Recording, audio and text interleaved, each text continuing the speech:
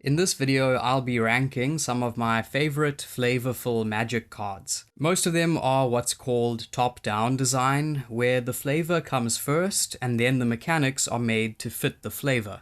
The picks to follow are all cards where the name, art, and abilities fit together perfectly. There's a lot, so I'll be splitting them up into two videos. Let's dive in. Number 100.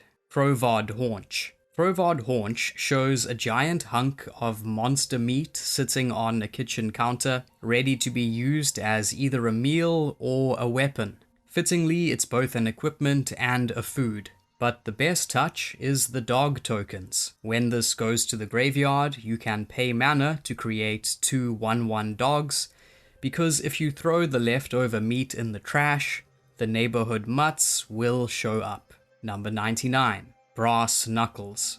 New Capenna featured a lot of top-down designs, including this one. It's an equipment that copies itself on ETB, creating one pair of brass knuckles for each hand. Then, if there are two or more equipment attached to equipped creature, the creature has double strike, since it can swing with both fists. Number 98. Gruesome Deformity.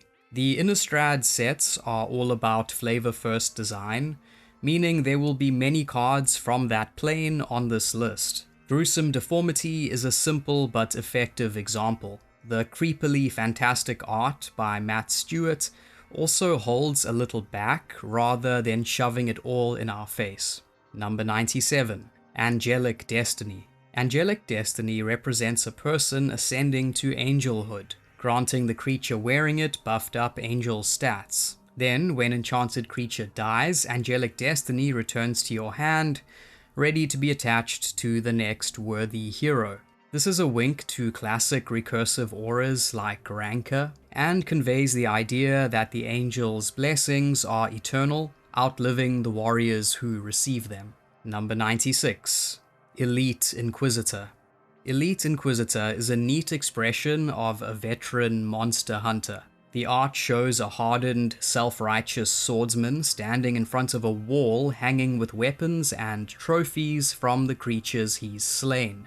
Years of practice have made him an expert at killing things that go bump in the night, reflected in his intimidating combat abilities and protection. Number 95. Giant's Grasp. Giant's Grasp is a fun aura from Kaldheim. In the art, a giant hand scoops up a bear like someone picking up a hamster. Mechanically, that translates to you enchanting a giant you control, and then stealing another permanent while the giant holds onto it. Once the giant loses its grip, whatever it was holding slips free. Number 94. Diagraph Ghoul. Another straightforward one from Innistrad. Diagraph Ghoul represents the classic slow zombie. It's 1 mana for a 2/2 that enters tapped, its mechanics making it balanced while also giving it the feel of being undead. Number 93. Dearly Departed. Dearly Departed captures the idea of ancestors watching over the living. As long as it's in your graveyard, each human you control enters with an additional +1/+1 counter on it. It's a rare example of ghosts on Innistrad helping people rather than tormenting them. Number 92. Acorn Catapult. Acorn Catapult is exactly what it says on the tin, and the mechanics lean fully into that whimsy. You can tap it to deal 1 damage to any target, the mechanical equivalent of getting bonked on the head by a flying nut, and then the victim gets a squirrel token. I guess the squirrels show up to eat the acorns. Number 91. Inquisitive Puppet. Lots of the cards from the Eldraine sets depict fairy tales, and Inquisitive Puppet pays tribute to Pinocchio. It's a 0/2 construct artifact that enters and scries, essentially looking around and learning something about the world. Then you can exile it and it becomes a 1/1 real boy. Number 90. Run Away Together. Eldraine strikes again. Run Away Together represents the fairy tale trope of humans and monsters falling in love. The effect says, choose 2 target creatures controlled by different players, return those creatures to their owner's hands. Having them be controlled by different players is a neat way of conveying that these characters are from very different backgrounds and worlds, while also making for interesting gameplay decisions. Number 89. Bereaved Survivor / Dauntless Avenger. We see a woman mourning at a grave, autumn leaves swirling around her in that muted, wistful way that only Innistrad can manage. When another creature you control dies, she transforms, becoming a formidable 3/2 that can return other small creatures from the graveyard tapped and attacking. Her transformation into Dauntless Avenger reflects her loss turning into sudden courage or fury. It's one of the few Innistrad transform cards that's emotional rather than literal. Number 88. Master of the Wild Hunt. This human shaman creates a wolf token each upkeep. It also has tap all untapped wolves you control. Each wolf tapped this way deals damage equal to its power to target creature. That creature deals damage equal to its power divided as its controller chooses among any number of those wolves. So each turn the pack grows, restless and hungry. Then, with a word of command, the master sends the entire pack to bring something down, dealing damage through coordinated strikes. The hunted creature lashes back, dividing its damage among the wolves, exactly like a desperate animal fighting for its life. Pretty cool. Number 87. Hornet Nest. This is top-tier green flavor and an elegant representation of a hornet's nest. Whenever the nest is dealt damage, you get that many 1/1 flying, death-touching insects. It's easy to destroy, but attacking it is a catastrophic mistake, as anyone who's messed with one knows. Number 86. Blow Your House Down. Blow Your House Down is inspired by the fairy tale of the Big Bad Wolf. Up to 3 creatures can't block this turn. Destroy any number that are walls. Very cute. The card has niche mechanical implications too. For example, it has seen some use in Pauper sideboards as tech against the Defender combo decks. Number 85. Unholy Annex / Ritual Chamber. The coolest of Duskmourn's rooms. The first door is a meeting place for cultists, where they dabble in dark magic and gain forbidden knowledge, at a price. The other door shows us the result of their rituals, summoning a 6/6 flying demon, a design home run, and a powerhouse in mono-black control decks. Number 84. Drag the Canal. Create a 2/2 white and blue detective creature token. If a creature died this turn, you gain 2 life, surveil 2, then investigate. In other words, after a death, the detective shows up, stabilizes the scene, examines the body, sifts through the evidence, and finds a clue. A lot of the Murders at Karlov Manor designs are a little too goofy, but this one describes the opening scene of a procedural in just 2 sentences of rules text. Number 83. Necrotic Plague. Enchanted creature has, at the beginning of your upkeep, sacrifice this creature. When enchanted creature dies, its controller chooses target creature one of their opponent's controls. Return this card from its owner's graveyard to the battlefield attached to that creature. So the disease spreads, kills, spreads, a cycle that repeats forever. Number 82. Cloistered Youth / Unholy Fiend. Cloistered Youth feels like a tribute to The Exorcist. The front side is a 1/1 white human, eyes haunted, posture defensive. If she survives till your next upkeep, she transforms into a 3/3 horror that makes you lose 1 life each turn. This is one of the best examples of a card using transformation not as a gimmick, but as a narrative. Number 81. Giant Ox and Colossal Plow.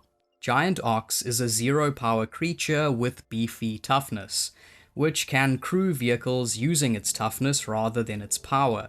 This is just enough to crew the Colossal Plow. Then, when the plow attacks, you add 3 white mana and gain 3 life, reaping a bountiful harvest as a reward for your labor. Number 80. Elusive Tormentor. In a lot of classic vampire fiction, vampires have the ability to turn into mist, and Elusive Tormentor conveys that well. The front is a 4/4 vampire that can transform into a 0/1 blue elemental called Insidious Mist. It has hexproof and indestructible and can't block or be blocked, since you can't catch or stab fog. And whenever it attacks and isn't blocked, you can pay 3 to flip it back into the 4/4 vampire, letting your damage punch through. Number 79. There and Back Again. The Lord of the Rings set is full of flavor gems. There and Back Again, which is The Hobbit's alternate title, is a saga that summarizes some major plot points from that book. The second ability literally searches for a mountain, while the third creates a dragon token for Smaug. When that token dies, you get 14 treasures, representing the dragon's hoard being split between Bilbo and the 13 dwarves. Number 78. Elrond, God of the Cosmos. Kaldheim has a few cool cards loosely based on Norse mythology.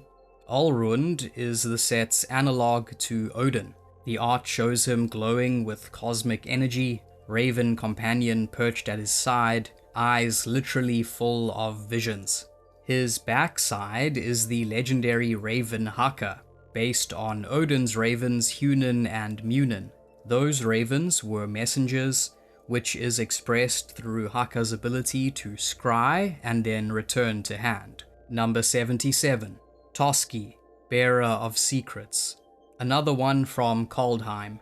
Toski is based on Ratatoska, the squirrel in Norse mythology who scurries up and down the world tree carrying messages. He's fast, restless, hard to catch and kill, and draws you cards whenever he deals combat damage to a player. Number 76. Sarulf, Realm Eater. Sarulf is Magic's take on the monstrous wolf Fenrir. A prophecy foretold that Fenrir would do great harm to the gods, and his rapid growth made them nervous. This is reflected in Sarulf getting a +1/+1 counter whenever a permanent an opponent controls is put into a graveyard from the battlefield, and he's also able to cause mayhem once he's grown big enough. Number 74. Bind the Monster. This card tells the story of the binding of Fenrir. In the myth, the gods create an unbreakable chain and challenge Fenrir to break free from it to show off his strength. The wolf agrees, but only if one of the gods puts their hand in his mouth while he wears the chain. The god Tyr is the only one brave enough to do so. When Fenrir fails to break the chain, the gods leave him chained up, but Fenrir bites off Tyr's hand in rage. This aura communicates that perfectly. When it enters, it taps a creature and prevents that creature from untapping, but that creature deals damage to you equal to its power. You get to hold down the monster forever, but it costs you. Number 73. Hired Torturer. This black creature has pay 3 and a black, tap, target opponent loses 2 life, then reveals a card at random from their hand. So the life loss represents the pain of the torture, while the card revealed is meant to be the information the victim divulges. But in the perfect finishing touch, the card is revealed at random, since information given under torture is often flawed or completely incorrect. At a certain point, people will say anything to make the pain stop. Number 72. Goblin Diplomats. Goblin cards tend to be funny, and Goblin Diplomats is no exception. Rather than easing tensions, these ambassadors inflame it, causing all creatures to attack. Goblins trying to handle foreign policy is a guaranteed disaster, and this card turns that joke into a usable ability. Number 71. Deranged Outcast. Unlike most of Innistrad's horrors, Deranged Outcast isn't a monster. He's a man cast out of his community, now warped by isolation and the necessities of survival. His ability to sacrifice humans to make himself or others stronger implies that he's resorted to cannibalism. Number 70. Eye Gouge. Eye Gouge is one of several hilariously literal cards from Theros. Target creature gets -1/-1 until end of turn. If it's a Cyclops, destroy it. The card tells a complete story, a desperate, risky throw, a moment of vulnerability, and a mythic Achilles heel exploited with brutal precision. Number 69. Darkness. A sudden, unnatural darkness rolls across the battlefield, and no one can see enough to strike. It's a pitch-black mirror of fog, dripping with psychological dread instead of pastoral calm. The Shakespeare quote in the flavor text seals the mood. Number 68. Public Execution. Public Execution kills one creature outright, but the real flavor lies in the second line. Every other creature that player controls gets -2/-0 for the turn. So that's the fear. That's the demoralization of watching a comrade die publicly and violently. Here, the execution isn't just to punish one individual, but to send a message to all others. Number 67. Nazgul. Nazgul works on multiple levels. It has Death Touch, because being touched by a Nazgul's Morgul blade is a death sentence. The ring tempts you when it enters because corruption is their only purpose. Each time the ring tempts you, all your wraiths grow stronger.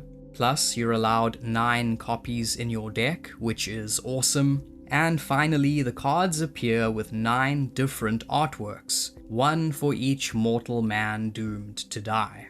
Number 66. Elbrus, the Binding Blade. Elbrus is an elegant take on a cursed ceremonial dagger. Those who grasp its hilt soon hear the demon's call, the flavor text tells us. Mechanically, it's just a +1/+0 equipment, until the equipped creature draws blood. Then Elbrus unchains itself, transforming into Withengar Unbound, a 13/13 flying, trampling, intimidating demon. Number 65. Grimoire of the Dead. You discard a card to put a study counter on the book, making dark offerings in exchange for forbidden knowledge. After 3 offerings, you open the tome, and you can reanimate every corpse in every graveyard as a black zombie under your control. The perfect way to depict a necromancer's spellbook. Number 64. Zombie Apocalypse. This is one where the rules text basically reads like flavor text, telling a short story in a single sentence. Return all zombie creature cards from your graveyard to the battlefield tapped, then destroy all humans. The dead rise, the living fall, and the world belongs to the restless. Number 63. You find a cursed idol. The entire D&D crossover set is filled with charming top-down moments, but You Find a Cursed Idol might be the most quintessential. The art shows a party of adventurers standing before a massive, sinister statue, debating what to do. The spell's modal options map perfectly onto that narrative beat. Smash it, destroy target artifact. Lift the curse, destroy target enchantment. Steal its eyes, create a treasure token, and venture into the dungeon. It's a classic quest moment that every D&D player recognizes. Number 62. Mirror Shield. Some more top-down Greek mythology, this time depicting the mirrored shield Perseus uses to slay Medusa. Equipped creature gets +0/+2 and has hexproof, and whenever a creature with Death Touch blocks or becomes blocked by this creature, destroy that creature. Nicely done. Number 61. Wishful Merfolk. This is Magic's version of The Little Mermaid. She starts out as a merfolk with Defender, since she can't interact with much while she's in the ocean. but you can pay 1 and a blue to turn her into a human without defender until end of turn, representing her adventures on land. Number 60. Heirloom Mirror / Inherited Fiend. Heirloom Mirror is a play on the urban legend of Bloody Mary. Once you've activated the artifact's ability 3 times, it transforms into a 4/4 flying demon. A neat, self-contained story arc. Number 59. Scarb Ruinator. Scarb Ruinator is essentially Innistrad's equivalent of Frankenstein's monster. It's a zombie cobbled together from the body parts of various corpses. This is why the casting cost demands you exile 3 creatures from your graveyard, since you need raw materials. You can also cast the Ruinator from your graveyard, since if it's damaged or destroyed, you can just stitch it back together. Number 58. One-Eyed Scarecrow. Defender. Creatures with flying your opponent's control get -1/-0. No notes. Number 57. Deicide. Exile target enchantment. If the exiled card is a god card, search its controller's graveyard, hand, and library for any number of cards with the same name as that card and exile them. Exiling all copies is a nice touch, suggesting that belief in that god is extinguished entirely. Number 56. Boarded Window.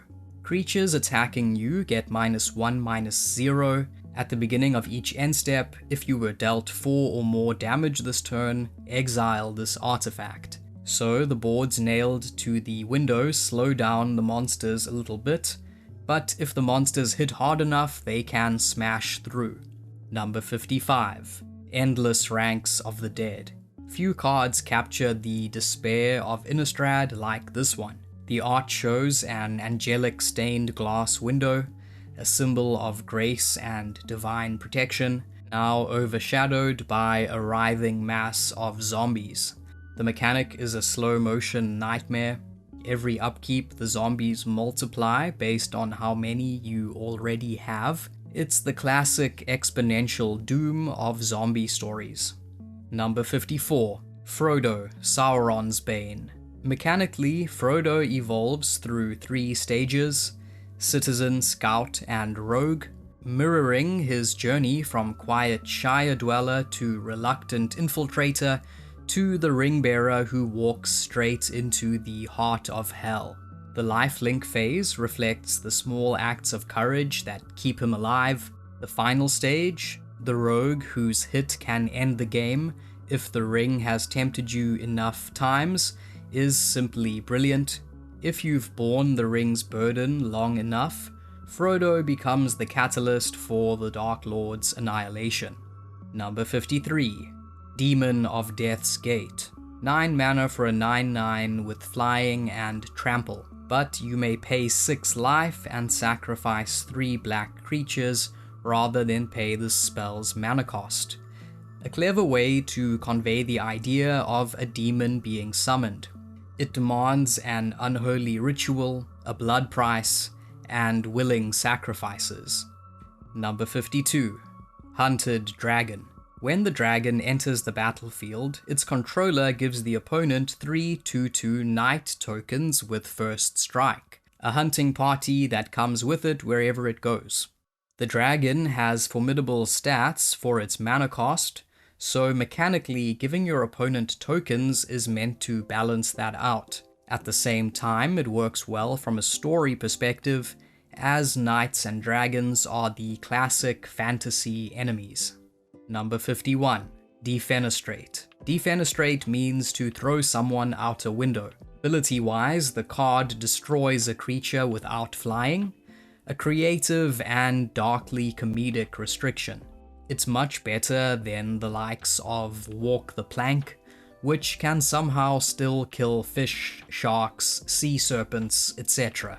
Number 50. Grafdigger's Cage. Grafdigger's Cage draws on a real-world construct known as a mort safe or mort cage, which was used in the 18th century to protect against grave robbers. In urban legends, some of these mort cages are said to have been built to prevent the dead from returning.